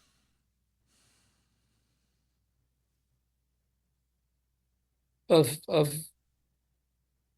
seeing these kids killed, seeing families torn apart, seeing human beings subjected to the very worst thing. I have never sat and simply grieved this, as human beings should. And so I think my very roundabout answer to Isabella's question is that I have read directly into this moment, and I have read writers with far more courage and clarity than me, including her work, which is astounding and I think will be remembered. I do too. But I also have tried to read into emotions that I think I have had little choice but to sort of suppress because of the barrage of atrocity. And this, I think, returns us to some of the discussion we had about literature and what the function of literature is in a moment like this. Here is beautiful writing that is a balm that does what literature does. And it is of immense use to me. Yeah. Well, as a first step toward talking about what a breakup with the West might or could look like, particularly while still living here at the epicenter of extractive capitalism and arms manufacturing, I wanted to ask you about Egypt and Qatar in the book. Egypt, which your father leaves because of political oppression, where he could be stopped by the police. They could ask for his papers and then tear up the papers and then ask him again for his papers. Or Qatar, where 90% of the country is run by foreign workers who have no path to citizenship, where you witness a car accident where a native beats a Southeast Asian man who hit him with his car. He pummels him with his shoe, which you describe as this non-citizen having violated the bounds of his assumed non-existence. Quote, in this place, at this time, people who looked like him were to be invisible. They could perform labor and be paid wages, but as vessels of agency beyond the most necessary transactions, they quite simply did not exist. They were not subhuman, they were non-human. To allow oneself to think otherwise risked having to contend with the reality that this whole place lived on top of people who looked just like this man. It risked an indictment of everything. You also say in another section of the book, because of where you fall within the Western caste system, given your ethnicity and religion, there is no such thing as enough condemnation that you could give. And you say, quote, it is not sufficient to say, I despise Hamas for the same reasons. I despise almost every single governing entity in the Middle East. Entities obsessed with violence as an ethos, brutal in their treatment of minority groups, who in their view should not exist, and self-decreed to be the true protectors of an entire religion. Because of all of this, some personally lived. You say that the West, when you were growing up, became in your imagination the negative space of all you despised about the Middle East. So you were obviously not putting forth these countries as the otherwise to reach for, as one breaks up with what one lives under here. So my question is it important to have a vision or an articulated idea of the endpoint, the alternative, the otherwise? Or is it enough to know what one is saying no to? Or is this the wrong way to think about it altogether? I think one of the central difficulties I had with writing this book is that I knew I was being unanchored from something, but I didn't know what I was going to become on the other side of that. Because of the kind of life I've had growing up in the Middle East, I do have this natural mistrust of any governing entity in that part of the world. But the distinction I make here, I think, is between the institutional and the individual. As disgusted as I've been with the West's institutional power centers, be they political, journalistic, cultural, academic, or anything else, I've been so inspired by what individuals are doing. The kind of solidarity that exists at a time when it would be so much easier to just say nothing. The book is full of examples of people chaining themselves to the gates of weapons manufacturers and refusing to load missiles onto ships and risking their entire futures by protesting on the campuses of their universities. Immense courage, far more courage than I have. I can sit here and I can talk to you about how much I despise this governing entity or that governing entity.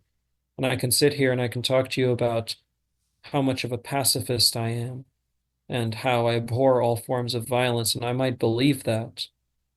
But first off, that doesn't give me the right to tell anyone how to resist their occupation.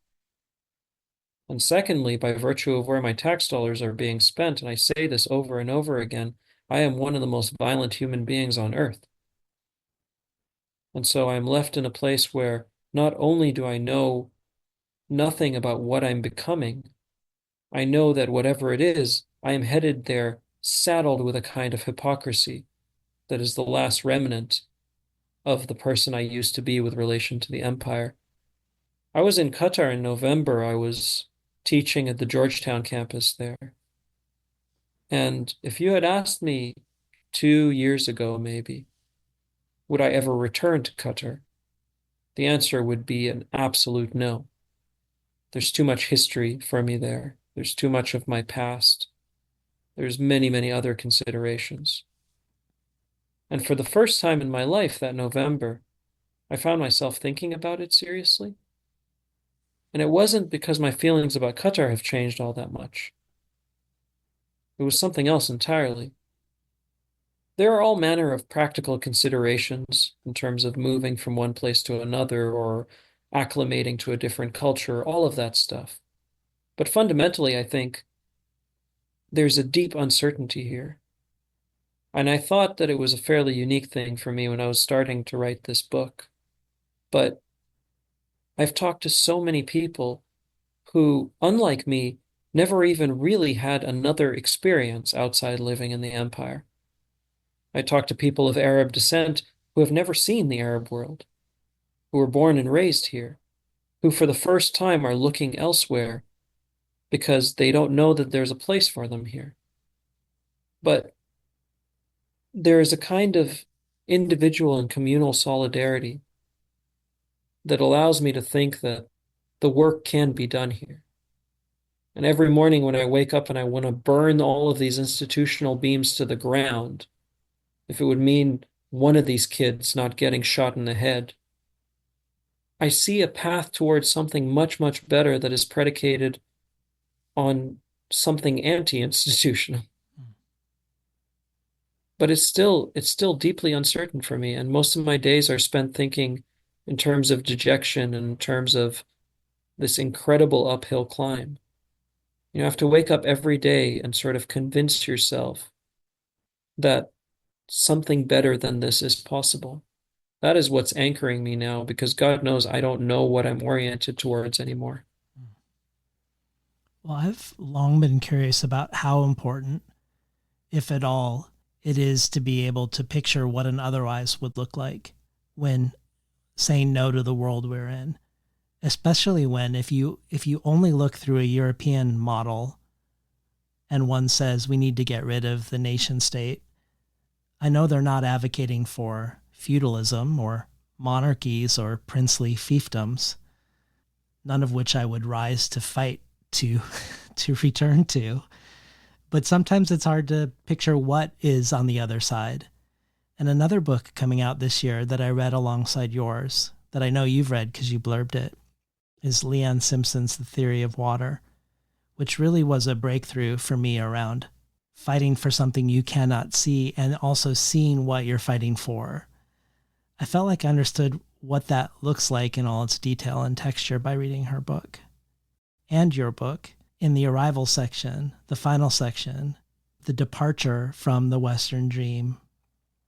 I want to spend a time with how you frame that departure. You frame this departure using the phrase walking away, but I don't feel like fundamentally you mean physically or geographically, but something else. And you don't make this connection, but I wonder if it's implicit from you using the phrase to walk away. But I immediately think of, when I think of this language of Ursula Le Guin's story, The Ones Who Walk Away from Omelas, which is about a society that is an utopia with real happiness and abundance and sophistication.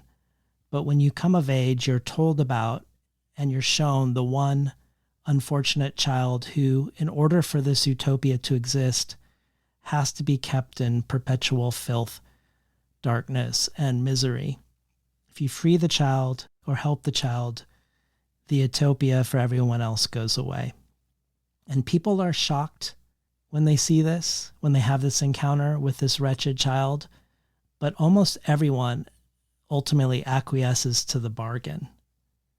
This to me feels like it speaks to Israel and to those anywhere who think that it started on October 7th, that Hamas broke a peace, when in reality one group's utopia was predicated on the other's continued apocalypse, the absence of a future, of the possibility of equality or even dignity, where land theft and dispossession continued both circumspectly through legislative and bureaucratic means and through various overt pogroms by Jewish gangs, all before October 7th.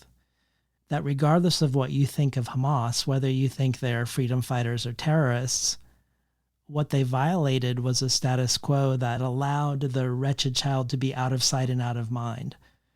Instead, they redistributed risk, to borrow a term from Christina Sharp, from a situation of safety and security for one group built on the ongoing apocalypse of another.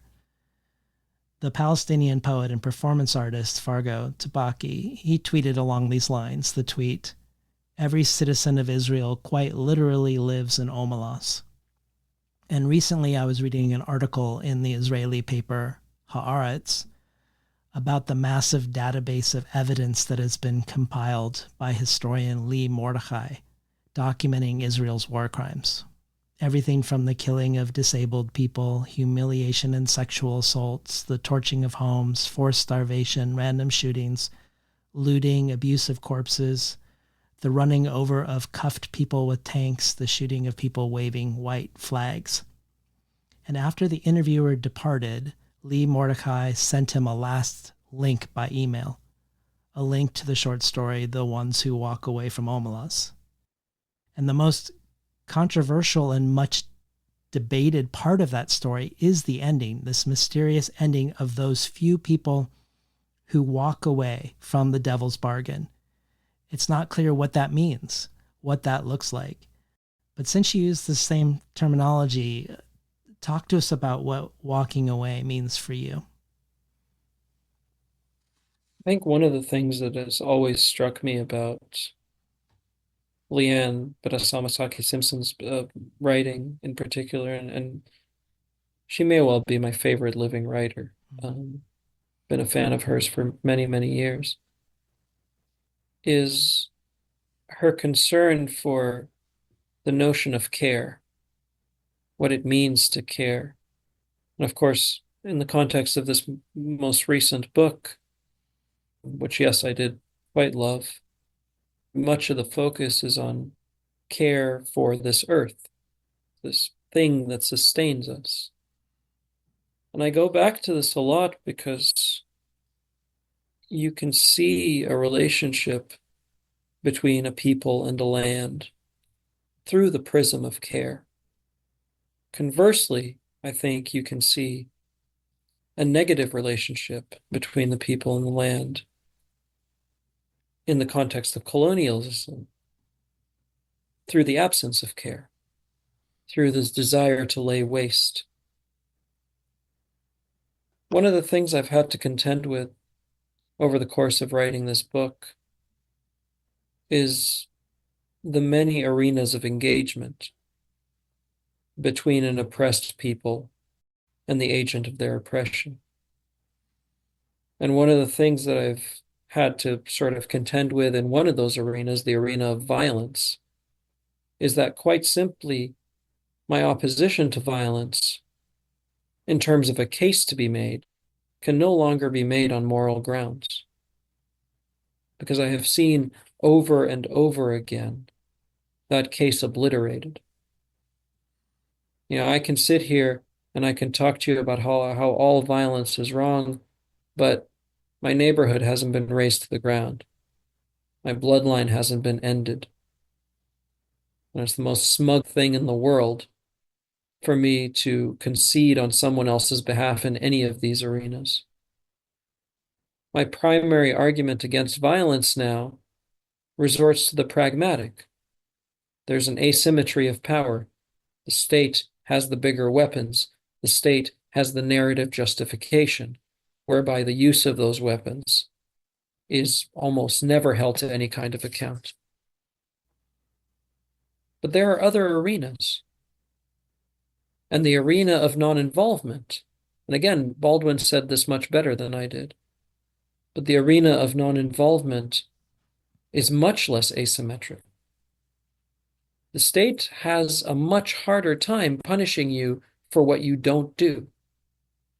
And this, I think, relates to why there's this incredible, desperate need to clamp down on boycott campaigns, for example, no matter how many of your own freedoms you might be trampling in the process. Another arena in which the asymmetry is in the other direction is the arena of joy. There's a reason that when Palestinian hostages are released from so-called administrative detention, they are so often warned not to celebrate when they see their family members. Joy is also an asymmetric battlefield, only in the other direction. And I think it's an incredibly depressing place that I've gotten to, because I would like to live in a world where I could make the moral argument for nonviolence. But having seen what I've seen, it becomes increasingly impossible. Well, we have a question for you from yet another, the Indian novelist Meg Hamajumdar, who, along with past Between the Covers guest Danao Mengestu, was one of the 2 jurors who withdrew in protest from the Giller Prize deliberations. Her debut novel, A Burning, was longlisted for the National Book Award and the National Book Critics Circle Award, and Parul Sehgal for the New York Times said of it, "This is a book to relish for its details, for the caress of the writer's gaze against the world. The interplay of choice and circumstance has always been the playing field of great fiction, and on this terrain a powerful new writer stakes her claim." Here's the question. Hi, Omar. This is Megha Majumdar. I feel that your book is a profound text on love. And I want to ask you how your thoughts on love, your comprehension of what love can be and must be, evolved as you wrote the book. Thank you so much for that, Megan. I don't want to dwell on this too long, because I think I get asked about the Gillers so often, and I tend to answer the questions that I'm asked, and now it looks like I have this sort of ongoing, endless obsession with this thing, which I promise you I don't think about, all that often.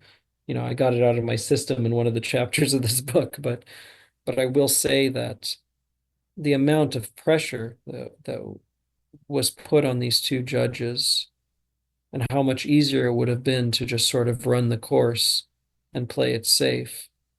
And the fact that they didn't, I think, was incredibly courageous. There's a section in the book where I talk about love in the shadow of empire and the shadow of colonialism. And it comes in the context of trying to think about this sort of consistent demand from the empire and from the centers of colonial power that the oppressed become, in the world, to quote Mohammed Al-Kurd's newest book, perfect victims, which necessitates this kind of very fraudulent love. Because I can't count the number of times I've been asked, where is or I've heard someone ask, where is the Palestinian Martin Luther King? Setting aside what was done to that man, or the conditions that necessitated him taking on the mantle that he did. But I think I go on in the book to talk about this idea of what that kind of love entails, because the demand from the empire is love me, despite it all, love me.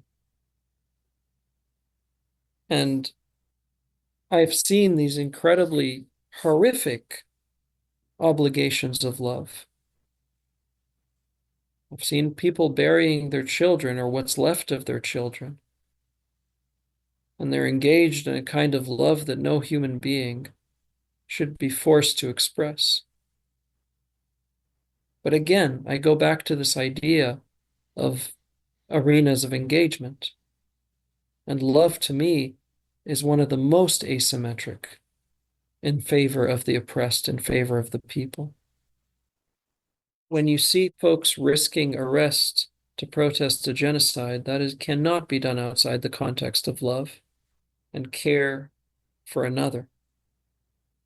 I think if you start to read the book, I suspect one of the takeaways is that so much of it is as much as it sort of pretends to barge in through the door throwing punches, there is, to me, an immense element of doubt that sort of runs through the book.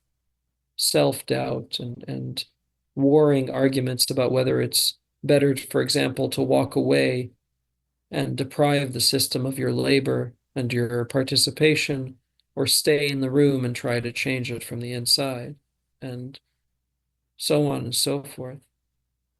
But one of the reasons that I have almost no doubt about how this all ends, and I firmly believe that it ends with the dismantling of an occupation and with liberated Palestinian people and with liberation throughout.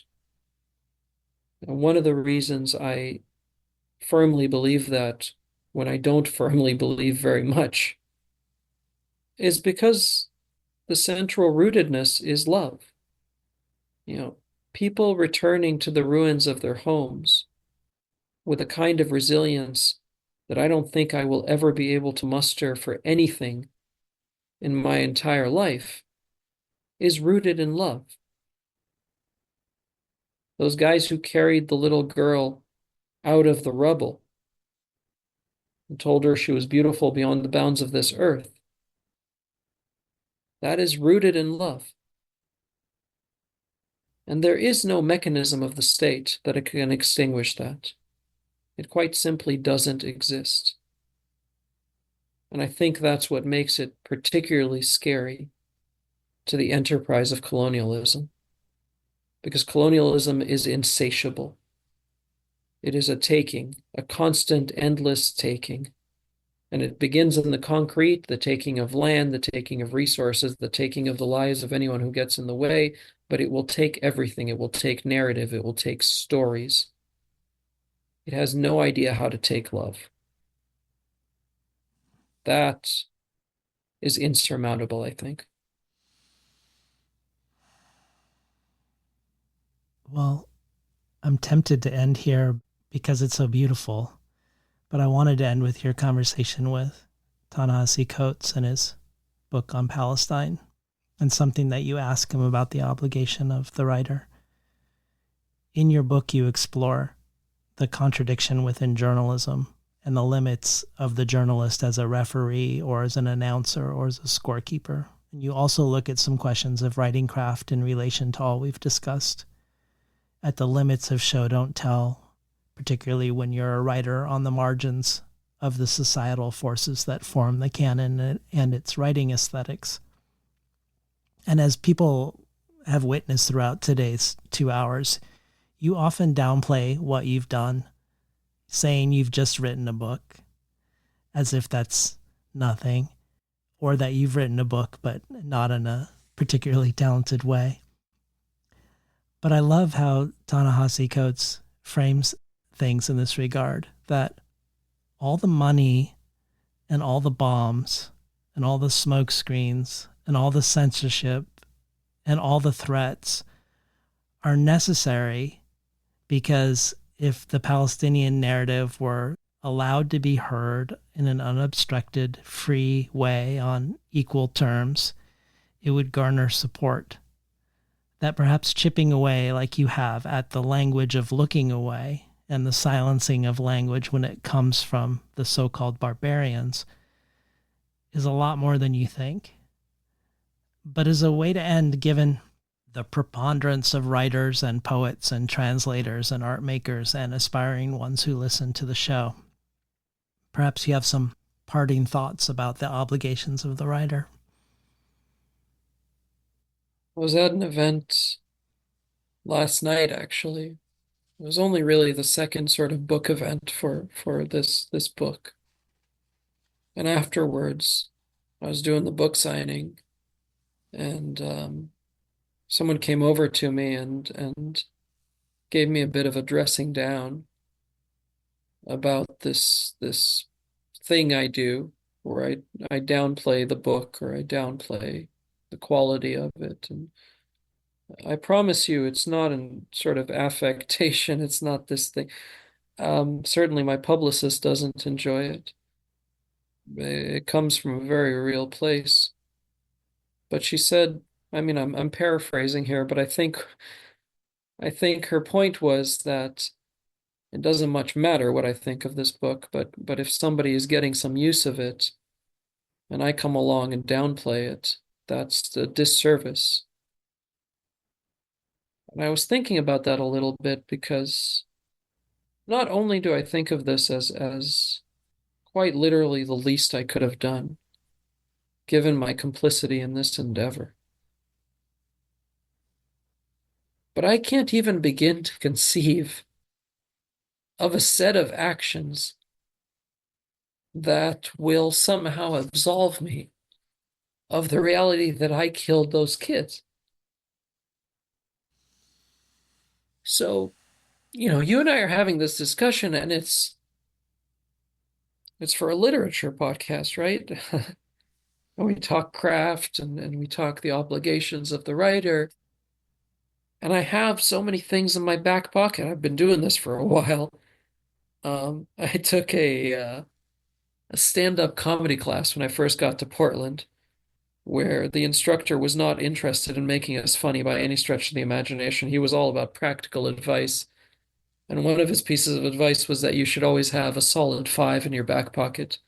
You're at the club, you get called up to stage, you better have 5 minutes that will work to get you the hell out of that situation. I have so many solid 5s from years of stepping up in front of a crowd or doing interviews. And I can give you the rundown about the necessity of saying what is true at all costs, about all that good stuff. But this is something else, I think.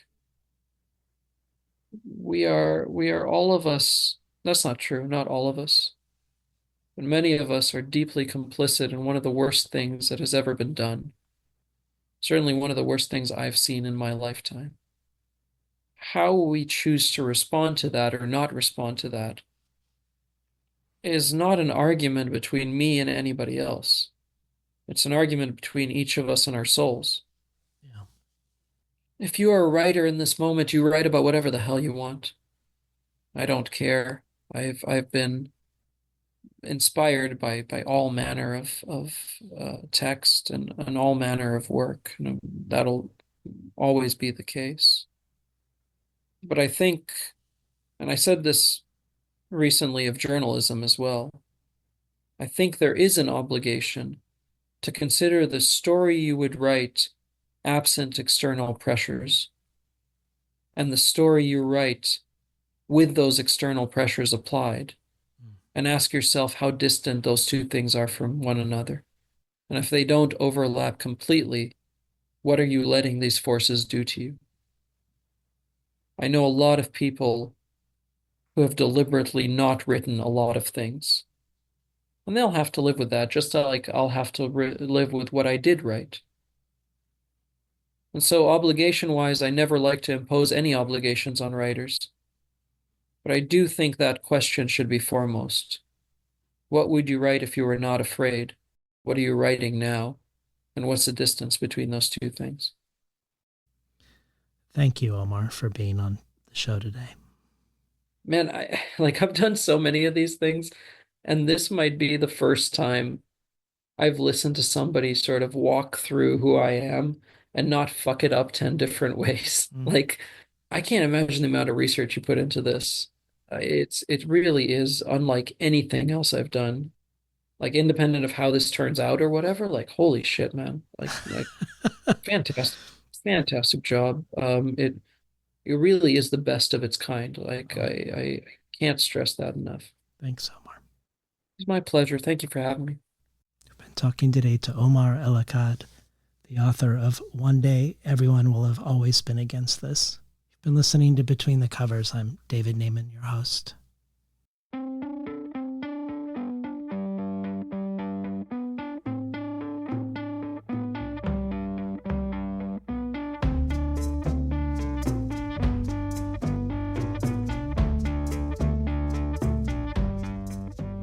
Today's program was recorded at the volunteer-powered, non-commercial, listener-sponsored, full-strength, makeshift home office of me, David Naiman. For the bonus audio archive, Omar El Akkad contributes a reading of his favorite poem, the one he returns to more than any other, by two-time Pass Between the Covers guest, Jory Graham.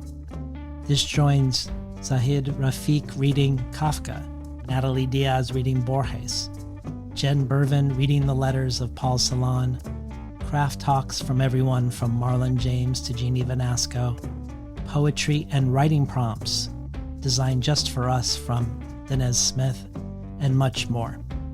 And the bonus audio is only one possible thing to choose from. If you enjoyed today's conversation, and join the Between the Covers community as a listener supporter to help this quixotic endeavor going into the future. Every supporter can join our brainstorm of future guests, and every listener supporter receives supplementary resources with every conversation of things I discovered while preparing, things referenced during the conversation, and places to explore once you're done listening. Additionally, there are a variety of other potential gifts and rewards, including the bonus audio archive. But there's also the Tin House Early Readership subscription, getting 12 books over the course of a year, months before they're available to the general public. There are rare collectibles from past guests, a bundle of books selected and curated by me and sent to you, the book-length anthology After October 7th, and more. You can find out about it all at patreon.com/betweenthecovers. Or if you prefer a one-time donation, you can do so by PayPal at tinhouse.com/support.